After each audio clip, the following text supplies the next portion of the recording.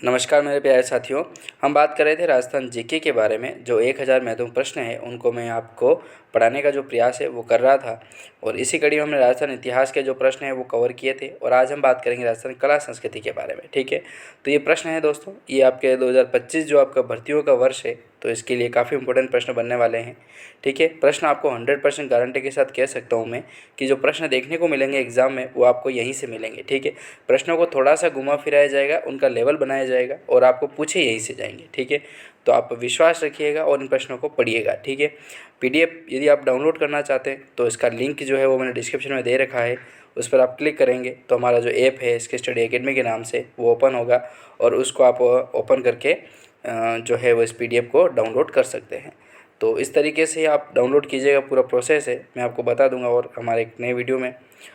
तो हम राजस्थान कला संस्कृति के बारे में बात कर रहे थे, जिसमें से हमने 190 प्रश्न जो हैं वो इससे पहले वाले वीडियो में बात करी थी। ठीक है, और इसके बाद जो है वो हमको कंटिन्यू लेने थे। तो 199 जो क्वेश्चन जो थे लास्ट तक हमने रेवाड़ी तक जो है वो जल जुलनी एकादशी जो थी वहाँ तक हमने बात की थी। 200वां जो प्रश्न है वहाँ से हम शुरू करेंगे और इसको कंटिन्यू लेंगे। तो देखिए, रमज़ान की समाप्ति का दिन क्या कहलाता है? तो उसे हदुल फितर के नाम से जाना जाता है। कुछ इंपॉर्टेंट नहीं है, याद नहीं रखना है। ठीक है, प्रश्न आता है 201 नंबर से। यहाँ से कुछ इंपॉर्टेंट प्रश्न है वो मैंने आपको छांट के अलग रखे हुए। ठीक है, लास्ट में आपको इनको स्टार लगा दूंगा ताकि आपको वही प्रश्न है जो है वो देखने पड़ेंगे। ठीक है, 1000 में भी मैं आपको लास्ट एक ऐसी क्लास रहेगी जिसमें आप मान के चलिए कि जो प्रश्न है वो हम अथाह तरीके से पढ़ेंगे।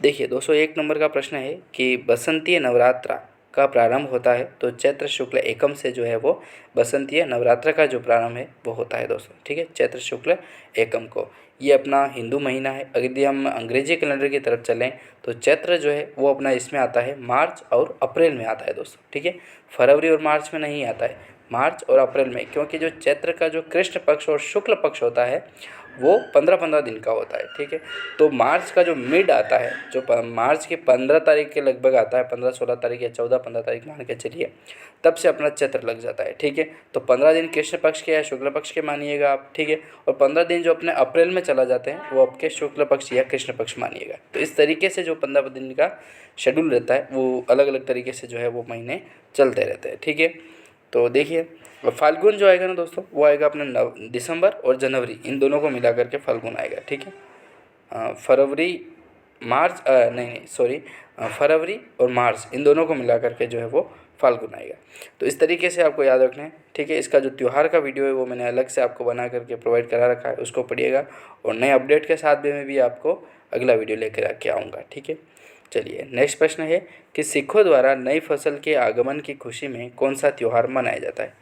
सिख समुदाय के द्वारा जो है वो नई फसल जब उनके पक्के घर पे आती है तो तब कौन सा त्यौहार और कौन सी खुशी के लिए जो त्यौहार है वो मनाया जाता है? तो लोहड़ी मनाई जाती है। ठीक है दोस्तों, काफ़ी इंपॉर्टेंट है, चैत्र शुक्ल के बाद ही आती है अपने लोहड़ी।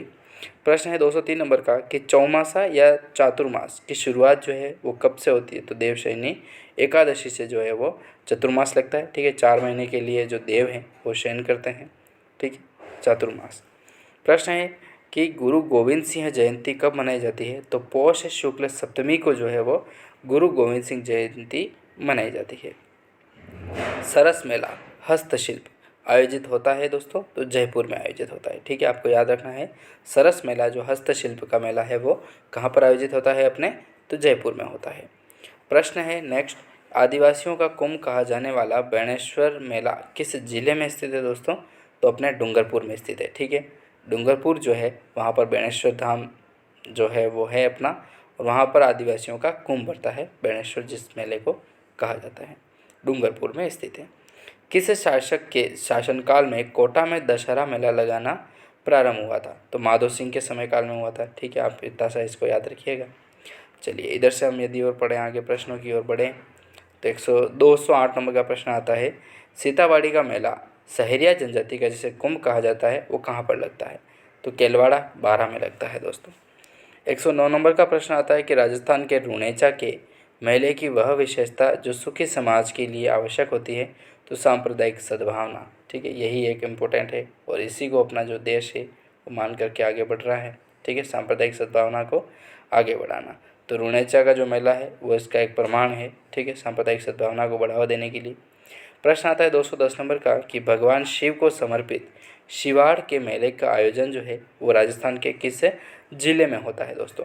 तो वो अपने होता है सवाई माधोपुर में। ठीक है, सवाई माधोपुर में होता है। प्रश्न आता है 211 नंबर का कि नारायणी माता अलवर का मेला किस तिथि को आयोजित होता है दोस्तों? नारायणी माता का जो मेला अलवर में पड़ता है वो किस तिथि को आयोजित होता है? तो वैशाख शुक्ल 11 को होता है। ठीक है, 11 एकादशी जिसे कहा जाता है। तो वैशाख शुक्ल 11 को जो है वो नारायणी माता जो अलवर में स्थित है उसका मेला, माता जी का जो मेला है उनका मेला लगता है दोस्तों। कब? वैशाख शुक्ल 11 को लगता है।